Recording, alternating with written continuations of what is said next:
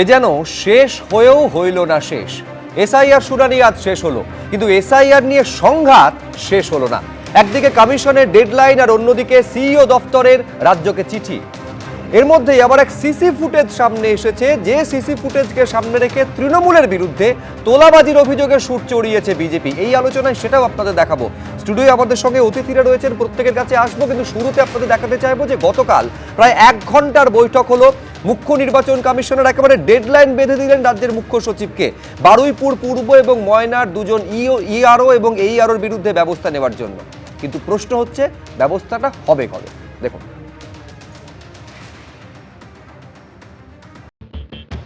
রাজ্যে 4 জন অফিসারের বিরুদ্ধে ব্যবস্থা নিতেই হবে, দায়ের করতে হবে এফআইআর।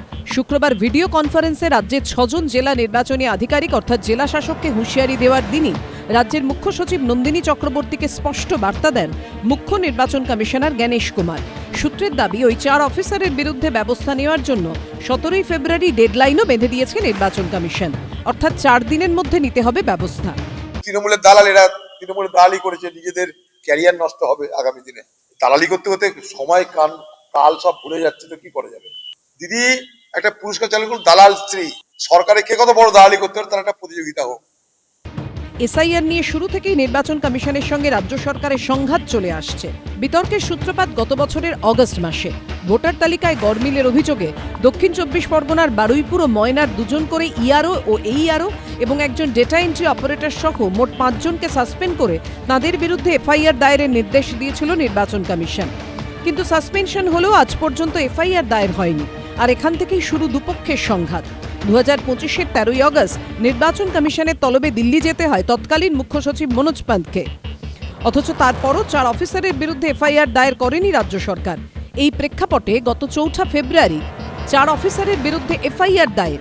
এইআরও হওয়ার সুবাদে কমিশনকে না জানিয়েই বেআইনিভাবে 11 জন কর্মকর্তা নিয়োগ করার অভিযোগ ওঠায় বসিরহাটের 2-এর বিডিও সুমিত্র প্রতিম প্রধানের বিরুদ্ধে ব্যবস্থা না নেওয়া, ইলেকটোরাল অবজারভার হিসেবে নাম ঘোষণার পরেও নির্দেশ না মেনে 3 জনকে বদলির নির্দেশ দেয়া সহ একাধিক ইস্যুতে বর্তমান মুখ্য সচিবকে চিঠি দেয় নির্বাচন কমিশন। এই প্রেক্ষাপটে শুক্রবার মুখ্য সচিব নন্দিনী চক্রবর্তীকে দিল্লিতে ডেকে পাঠান মুখ্য নির্বাচন কমিশনার জ্ঞানেশ কুমার। সেখানে দুজনের মধ্যে প্রায় 1 ঘন্টার বৈঠক হয়। সূত্রের খবর, মুখ্য সচিবকে স্পষ্ট জানিয়ে দেওয়া হয় দক্ষিণ 24 পরগনার বারুইপুর ও ময়নার 2 জন করে ইআরও ও এইআরও এই 4 অফিসারের বিরুদ্ধে ব্যবস্থা নিতেই হবে রাজ্য সরকারকে। আগামী 17 ফেব্রুয়ারি অর্থাৎ মঙ্গলবার এই নিয়ে নির্বাচন কমিশনকে রিপোর্ট দিতে হবে বলেও ডেডলাইন বেঁধে দিয়েছে কমিশন। ইলেকশন কমিশন পূর্ণ অধিকার আছে ডাইরেক্ট সাসপেন্ড এফআইআর করা। তারা খুব ভদ্র আচরণ করে এই সরকারের আধিকারিকদের বলেছিল করতে।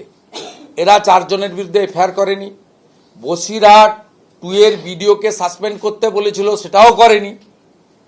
ইলেকশন কমিশনের উচিত এনাফ ইজ এনাফ, এবারে ডাইরেক্ট অ্যাকশন নেওয়ার। আপনারা ইলেকশন কমিশনের আইনের ম্যানুয়াল পড়বেন, 2000 সালের ক্লিয়ার ডাইরেকশন আছে। ইলেকশন কমিশন ডাইরেক্ট অ্যাকশন নিতে এবারে। বহিঃপ্রকাশ চেয়েছিল ভোট চুরি করে বিহারের মতো জিতবে। বাংলার বুকে ভোট চুরি রুখে দিয়েছে বাংলার বিএলএটুরা। বাংলার বুকে ভোট চুরি রুখে দিয়েছেন মমতা বন্দ্যোপাধ্যায় সুপ্রিম কোর্টে নিজে উপস্থিত হয়ে শুনানিতে হাজিরা দিয়ে।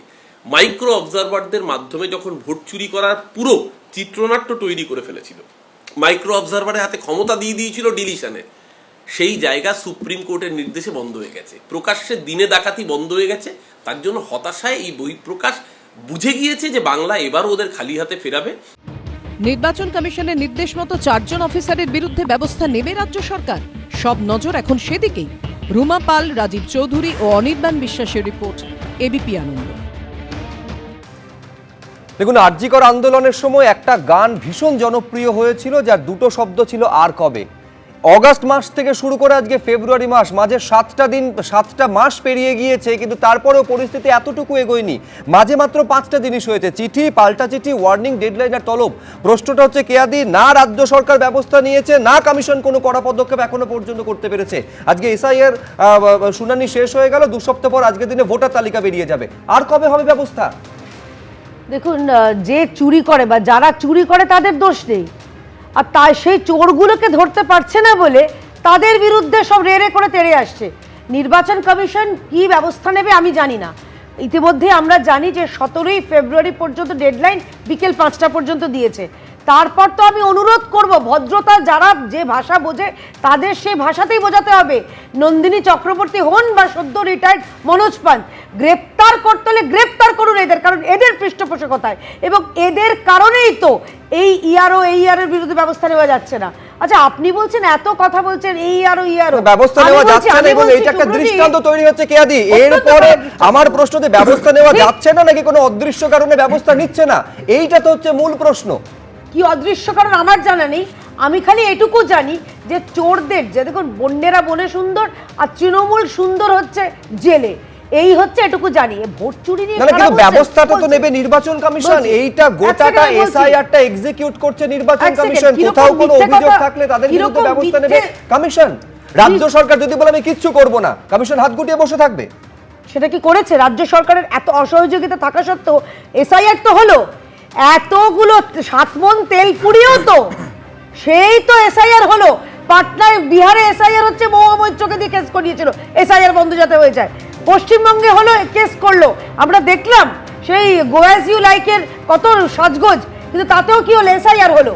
আমাদের বক্তব্য হচ্ছে, এবং তৃণমূলের মুখপাত্র অন রেকর্ড মিথ্যে কথা বলছেন, মাইক্রো অবজারভার দিতে হয়েছে কেন? যে ইলেকশন কমিশনে যে আপনারা শুনানিটা যারা শোনেননি, উনি বোধহয় শোনেননি।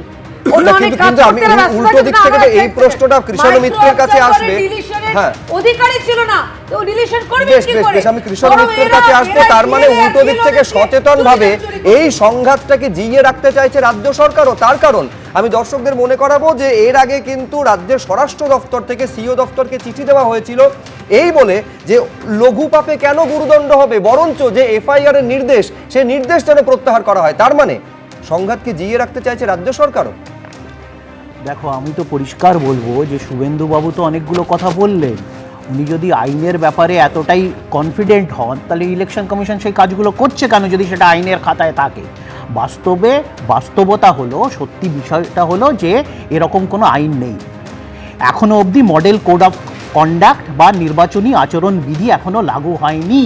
নির্বাচন আচরণবিধি লাগুর পর কি কি হতে পারে সেটা নির্বাচন আচরণবিধি লাগুর আগে নির্বাচন কমিশন নির্দেশ দিতে পারে, তাদের মনোবাঞ্ছনা বলতে পারে। হ্যাঁ, মনোবাঞ্ছনা তৃণমূল কংগ্রেসের এটা প্রথম দিন থেকে ছিল যে এসআইআরটা কোনো মতে এখানে এক্সিকিউট হতে দেবে না, যার জন্য কৃষ্ণদা আপনার দল রাস্তায় পর্যন্ত নেমেছিল। আলটিমেটলি এসআইআরটা তো হলো।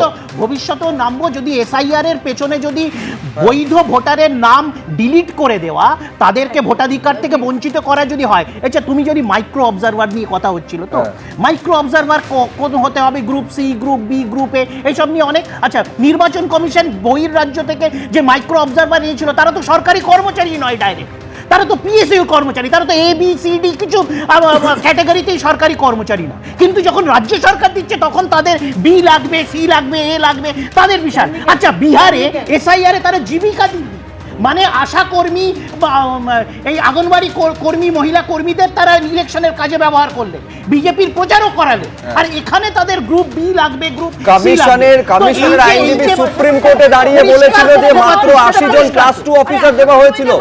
এই গ্রুপ বি বা ক্লাস 2 অফিসারের নামে অঙ্গনওয়াড়ি কর্মী রাজ্য সরকার দিয়েছিল, এই কারণে মাইক্রো অবজারভারকে বাইরের রাজ্য থেকে আনতে হয়েছিল। কিন্তু আমি এইখানে প্রদীপ চট্টোপাধ্যায়ের কাছে আসার আগে, যেহেতু মাইক্রো অবজারভারের প্রসঙ্গ এলো, আজকে সিইও দপ্তরের তরফে একটা চিঠি দেওয়া হয়েছে রাজ্য সরকারকে এবং সেই চিঠিতে বলা হয়েছে অভিযোগটা মারাত্মক। গ্রুপ সি অফিসার যারা, তাদের বর্ধিত বেতনের হিসেবে গ্রুপ বি অফিসার হিসেবে দেখানো হয়েছে, এইটা অভিযোগ হচ্ছে সিইও দপ্তরের। ফলে এই মাইক্রো অবজারভারের নিয়ে যে একেবারে সর্বোচ্চ আদালতের নির্দেশ, তারপরে একটা সপ্তাহ পেরোতে চললো, জট কিন্তু সেই জায়গাতেই রয়েছে।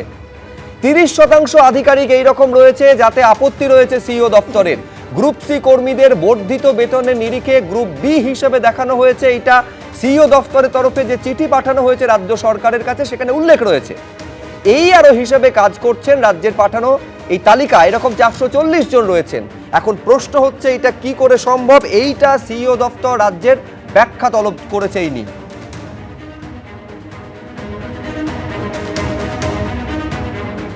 খুব তাৎপর্যপূর্ণ চিঠিটা যেদিন সিইও দপ্তরের তরফে রাজ্য সরকারের কাছে পাঠানো হচ্ছে সেদিনই কিন্তু এসআইআর এর শুনানি শেষ হচ্ছে। এই পুরো বিষয়টা নিয়ে সিইও নিজে কি বলছেন একবার শুনুন।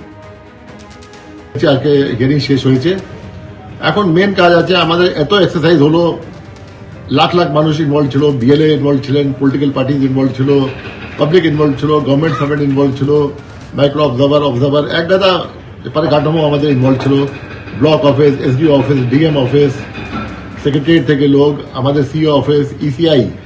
এখন এন্টায়ার জিনিস আছে আমাদের ইয়ারও হাতে। ওদেরকে যে আছে যত অ্যাপ্লিকেশন আছে সব ওদেরকে মাইন্ড অ্যাপ্লাই করিয়ে as per SIR guidelines, as per the electoral registration rules, as per the acts, সব এখন ডিসিশন নিতে হবে উইদাউট ফিয়ার অফ ফেভার। আমরা চাই কি 28 তারিখে একটা neat and clean electoral roll যেটা আছে আমরা বলতে পারবো কি পশ্চিমবঙ্গে electoral roll is one of the best in the country. আমি প্রদীপ চট্টোপাধ্যায়ের কাছে আসবো। অভিযোগটা মারাত্মক, যেটা হচ্ছে এই যে 8,505 জনের একটা তালিকা মাইক্রো অবজারভারদের রাজ্যের তরফে কমিশনকে পাঠানো হয়েছে, সেখানে 30% বলা হচ্ছে এরকম রয়েছে প্রদীপদা, যারা আসলে হচ্ছে গ্রুপ সি অফিসার এবং তাদের বর্ধিত বেতনের নিরিখে তাদের গ্রুপ বি অফিসার হিসেবে দেখানো হয়েছে।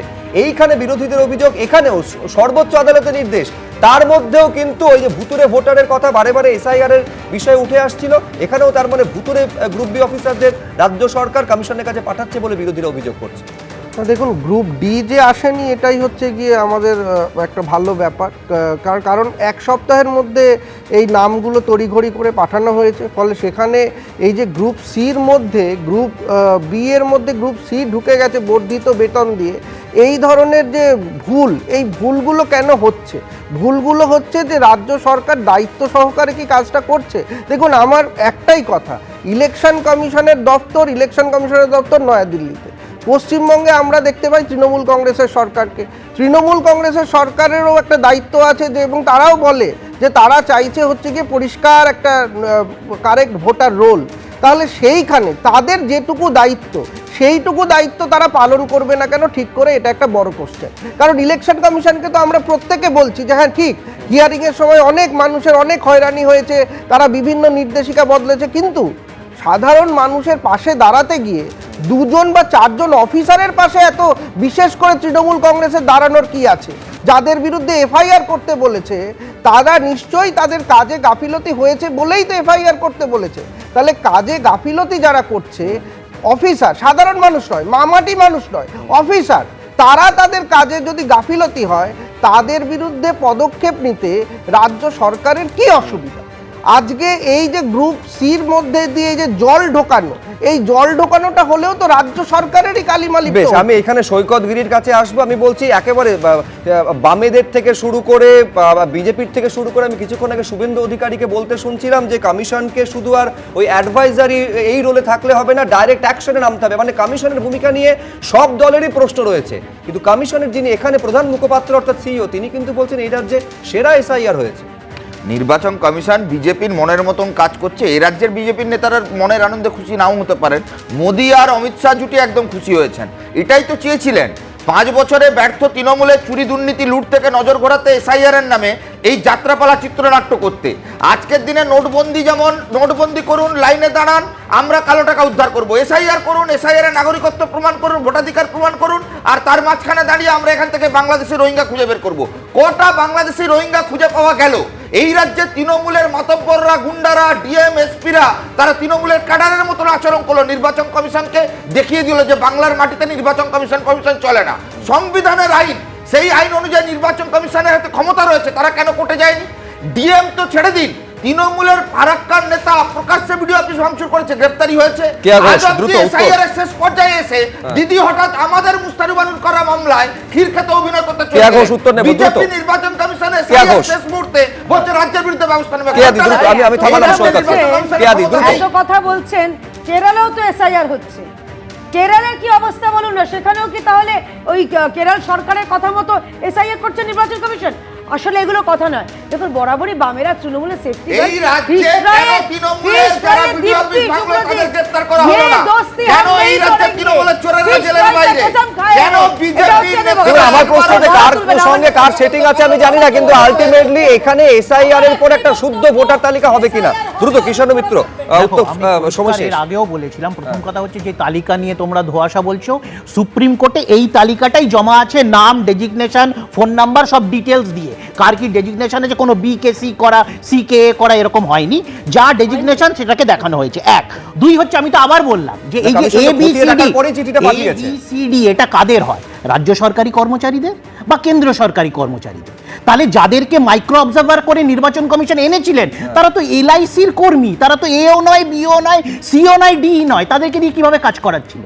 বিহারে জীবিকা দিদিদের ঠিক, আমি বলছি এই প্রশ্নটা রাজ্যের তরফে পাঠানো 8505 জনের তালিকা রয়েছে, সেখানে ইঞ্জিনিয়ার কিভাবে থাকতে পারে, সেখানে আমিন কিভাবে থাকতে পারে, সেখানে টাইপিস্ট কিভাবে থাকতে পারে, এই প্রশ্নগুলো তো বারে বারে সামনে এসেছে। এবং তারপরে সিইও দপ্তরের তরফে পাঠানো চিঠি, যেখানে গ্রুপ সি অফিসারকে গ্রুপ বি অফিসার হিসেবে দেখানো হয়েছে। দেখুন, এই সংঘাতের আবহে সব থেকে বড় প্রশ্ন হচ্ছে যে একটা বিশুদ্ধ ভোটার লিস্ট তৈরি হবে কিনা, যেখানে সব থেকে বড় বাধার নাম হচ্ছে তৃণমূল কংগ্রেস বলে অভিযোগ বিজেপির।